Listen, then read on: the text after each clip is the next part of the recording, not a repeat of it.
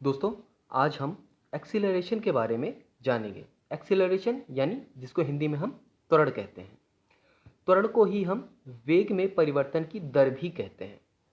यहाँ पे स्क्रीन पे आपको दिख रहा होगा कि यहाँ पे लिखा है वेग में परिवर्तन की दर। तो इसी चीज़ को हम एक्सीलरेशन या त्वरण भी कहते हैं।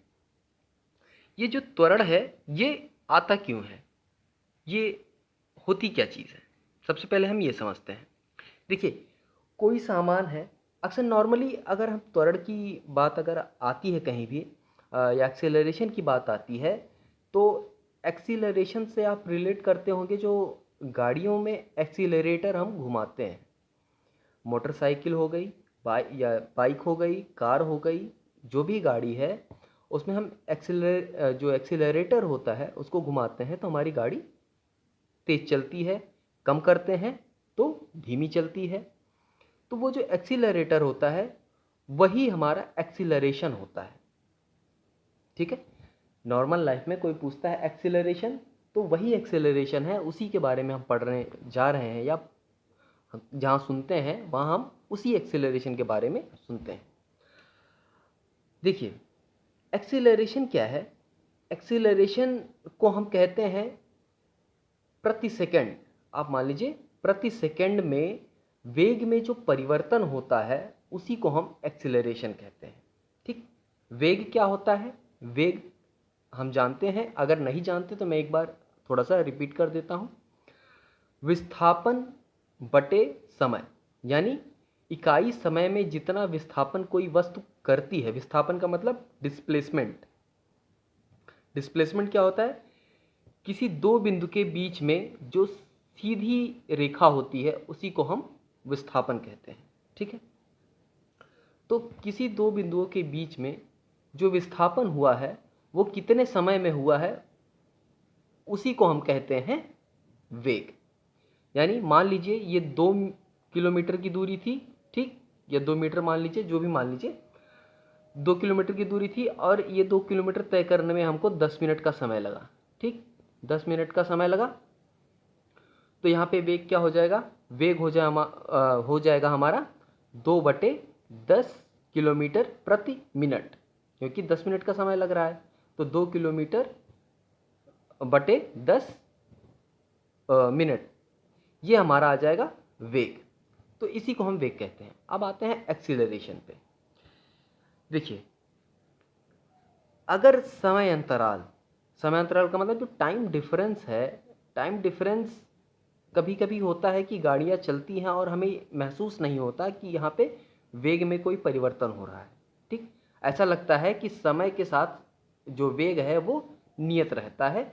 देखिए, डिस्प्लेसमेंट, जब वेग की बात आ रही है तो यहाँ हमेशा एक सीधी रेखा की बात हो रही है जिसको हम रेखीय गति कहते हैं। ठीक है, वेग हमेशा रेखीय गति में होता है। ये इस तरह की कोई वस्तु अगर गति कर रही है इस तरह से, तो उसको हम रेखीय गति नहीं कहेंगे। रेखीय गति हमेशा एक सीधी रेखा होती है, तो जो वेग होगा वो सीधी रेखा का होगा और उसी को हम वेग कहते हैं।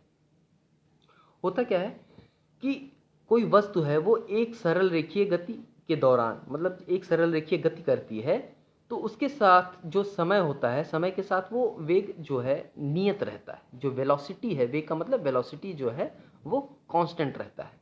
इस अवस्था में होता क्या है कि किसी भी समय अंतराल में वस्तु के वेग में परिवर्तन शून्य होता है।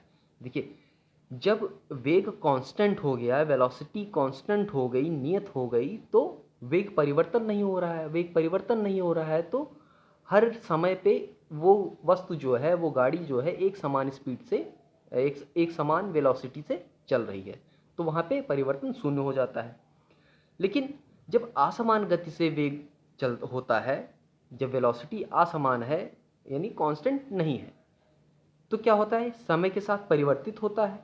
इसका मतलब यही है, अगर वेलोसिटी कांस्टेंट नहीं है तो इसका मतलब वो समय के साथ चेंज हो रही है। तो इसका मतलब क्या हुआ? इसमें होता है क्या है कि अलग अलग पॉइंट पे, यानी अलग अलग जगहों के बीच में जो वेलोसिटी है वो डिफरेंट होती है, अलग अलग होती है। तो यहाँ पे क्या होगा? यहाँ पे जो परिवर्तन है वो शून्य नहीं होगा। जो समय अंतराल के हिसाब से वेलोसिटी में परिवर्तन है वो शून्य नहीं होता। तो ये ऐसा होता क्यों है? कहीं शून्य है, कहीं पे शून्य नहीं है, वेलोसिटी कांस्टेंट है, वेलोसिटी जो है वो नियत है। तो ये एक जो फैक्टर है यहाँ पे, उस फैक्टर को हम त्वरण कहते हैं, यानी एक्सीलरेशन। यहाँ पे एक्सीलरेशन का सारा काम आ जाता है। तो इस चीज़ को हम व्यक्त कैसे करेंगे, यानी बताएंगे कैसे? तो देखिए, जो त्वरण है, जो फैक्टर यहाँ पे काम करता है उसको हम त्वरण कहते हैं, यानी एक्सेलरेशन, जिसको हम ए से दर्शित करते हैं। तो इसका सीधा सा पहले फार्मूला देख लीजिए। तो त्वरण को यानी एक्सेलरेशन को हम डिनोट करते हैं, या इसका फार्मूला जो होता है वो होता है वेग में परिवर्तन, यानी जो वेलोसिटी है उसमें जो परिवर्तन हुआ है बटे कितना समय लगा है, वो उस परिवर्तन में कितना समय लगा है। जैसे मान लीजिए कोई गाड़ी है, ठीक, कोई गाड़ी है, वो स्टार्ट हुई और चलना शुरू की, तो जो इनिशियल वेलोसिटी है वो जीरो है, यानी प्रारंभिक वेग जीरो है उस गाड़ी का। और जो स्पीड उसने पकड़ी, जो वेग उसने पकड़ी चलने के बाद, वो लगभग मान लीजिए 30 किलोमीटर प्रति घंटे की रफ्तार से चल रही है, सॉरी 30 मीटर प्रति सेकंड के रफ्तार से चल रही है मान लेते हैं। तो ये प्रारंभिक वेग है और ये हमारा अंतिम वेग है। तो ये जो परिवर्तन हुआ 0 से 30 तक जाने में जो समय लगा है, मान लेते हैं वो समय लगा है हमारा कितना, 6 सेकेंड, ठीक, मान लेते हैं 6 सेकेंड लगा है। तो यहाँ पे हम क्या लिखेंगे, यहाँ पे लिखेंगे अंतिम वेग माइनस प्रारंभिक वेग बटे जितना समय लगा है। तो समय हमारा 6 सेकंड लगा है। इसको हल कर देंगे तो हमारा आ जाएगा क्या, एक्सीलरेशन। ठीक है, चलिए थोड़ा सा आगे देखते हैं। एक वस्तु का प्रारंभिक वेग u होता है और अगर t समय में वह बदलकर v हो जाता है तो उसको हम त्वरण कहेंगे, और उसको हम दिखाते हैं इस तरह से, a बराबर u माइनस, यानी u का मतलब जो फाइनल वेलोसिटी है, सॉरी v माइनस u बटे t। v हमारा फाइनल वेलोसिटी है और u हमारा प्रारंभिक वेलोसिटी है बटे समय। ये होता है त्वरण, यानी एक्सीलरेशन। इसी चीज़ को हम कहते हैं एक्सीलरेशन, त्वरण कहते हैं। देखिए, अब त्वरण यानी जो वेग है, वेग मतलब मान लीजिए जो गाड़ी है, गाड़ी अगर इस दिशा में चल रही है और एक्सीलरेशन जो है वो भी इसी दिशा में है, ठीक, v भी इसी दिशा में है और a भी इसी दिशा में है। तो यहाँ पे कहा जाएगा कि जो एक्सीलरेशन है, एक्सीलरेशन यानी जो त्वरण है वो धनात्मक है। त्वरण अगर वेग की दिशा में है तो इसे धनात्मक कहा जाएगा, यहाँ पे एक्सेलरेशन पॉजिटिव कहा जाएगा। लेकिन मान लीजिए वेलोसिटी इस दिशा में है, ठीक, लेकिन जो एक्सीलरेशन है वो इस दिशा में है, तो यहाँ पे क्या कहा जाएगा, यहाँ पे कहा जाएगा कि एक्सीलरेशन जो है यानी त्वरण जो है वो ऋणात्मक है। ठीक, अब हम इसकी यूनिट निकालते हैं। चलिए, यहाँ पे यूनिट दी है आपको कि यूनिट क्या होती है। यहाँ पे यूनिट दिया है, आपको दिया है मीटर प्रति सेकंड स्क्वायर। ठीक है, इसको हम इस तरह से भी लिखते हैं, मीटर प्रति सेकंड स्क्वायर, इस तरह से भी लिख सकते हैं। ठीक है, इसी चीज़ को हम इस तरह से भी लिख सकते हैं। तो इसकी यूनिट आती कैसे है, चलिए, तो एक्सीलरेशन बराबर क्या होता है, वेलोसिटी बटे टाइम। ये वेलोसिटी नहीं कहेंगे, डेल्टा वेलोसिटी या चेंज इन वेलोसिटी बटे टाइम, यही कहेंगे। तो चेंज को दर्शाने के लिए हम इस सिंबल का प्रयोग करते हैं। मैंने एक वीडियो बनाया है जिसमें वहाँ पे आप देखेंगे कि डेल्टा का जो साइन होता है वो इस तरह से भी और इस तरह से होता है, दोनों तरह से होता है। तो ये हमको दर्शित करता है जो माइनर चेंजेस हो रहे हैं। ठीक, तो वेलोसिटी को हम क्या लिखते हैं, वेलोसिटी की यूनिट होती है मीटर प्रति सेकेंड। ठीक, और टी की यूनिट जो है, टी की यूनिट होती है सेकेंड। ठीक, तो सेकंड सेकंड मिलके क्या हो जाएंगे, ये सेकंड नीचे आ जाएगा, तो मीटर बटे सेकंड का स्क्वायर। ठीक, इसी चीज़ को मैंने यहाँ पे लिखा है, इसी को हम ऐसे भी लिख सकते हैं, मीटर प्रति सेकंड स्क्वायर। तो जो एक्सीलरेशन की इकाई होती है वो मीटर प्रति सेकंड स्क्वायर होती है। ठीक है, देखिए, अब यहाँ पे पॉजिटिव और निगेटिव जो एक्सीलरेशन की बात अभी की गई है, अभी मैंने आपको यहाँ पे बताया कि एक तो धनात्मक एक्सीलरेशन और एक ऋणात्मक एक्सीलरेशन या त्वरण।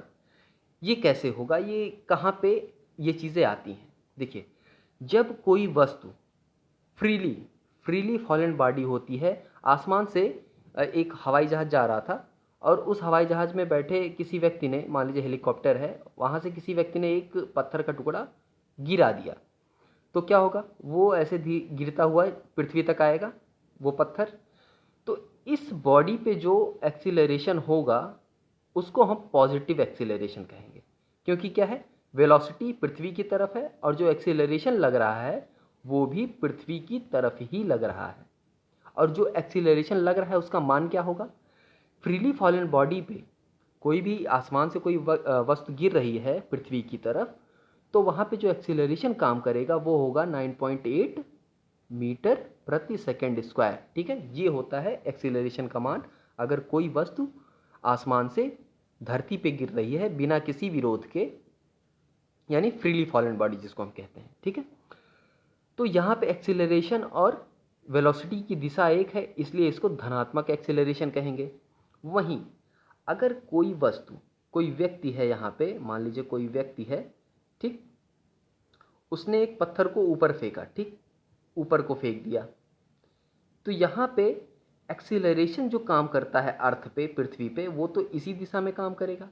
लेकिन जो वेग है, वेग आप देख रहे हैं कि इस दिशा में है, इस पत्थर, इस बॉडी का, ये जो पत्थर है इसका, तो यहाँ पे जो एक्सीलरेशन होगा वो क्या होगा? वो ऋणात्मक होगा। क्या होगा? ऋणात्मक। ठीक है, तो इसी चीज़ को कहते हैं। अगर नॉर्मल लाइफ में हम देखें तो जैसे बाइक चल रही है, ठीक, बाइक में जब हम एक्सीलरेटर घुमाते हैं, एक्सीलरेटर हम घुमाते हैं तो हमारी गाड़ी क्या होती है? तेज भागने लगती है। यानी हमने एक्सीलरेटर भगाया तो वेग तेज हो गया, ठीक, एक्सीलरेटर को बढ़ाया तो वेग तेज हो गया।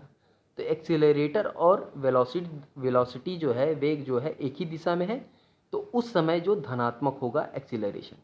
लेकिन अगर गाड़ी चल रही है, गाड़ी में वेग है, वेलोसिटी है, लेकिन हमने ब्रेक दबा दिया, तो जब ब्रेक दबाएंगे तो एक्सीलरेटर, जो भी एक्सीलरेशन हुआ था वो धीरे धीरे क्या होगा? कम होने लगेगा, गाड़ी रुकने लगी। यही तो होता है, वेग कम होने लगता है, ठीक, तो वहाँ पे क्या होगा? वहाँ पे एक्सीलरेशन निगेटिव हो जाएगा। तो इस तरह से एक्सीलरेशन जो है वो हमारी नॉर्मल लाइफ में भी काम करता है। और एक्सीलरेशन क्या होता है, वेग क्या होता है, उम्मीद है आपको ये जो बिंदु हैं, ये टॉपिक हैं, ये समझ में आए होंगे। अगर कोई कहीं डाउट है तो आप कमेंट बॉक्स में पूछ सकते हैं। उम्मीद है वीडियो आपको पसंद आई होगी। अगर कहीं डाउट है तो बेहिचक आप ज़रूर पूछिएगा। तो आज के लिए बस इतना ही, मिलते हैं नेक्स्ट वीडियो में, तब तक के लिए धन्यवाद।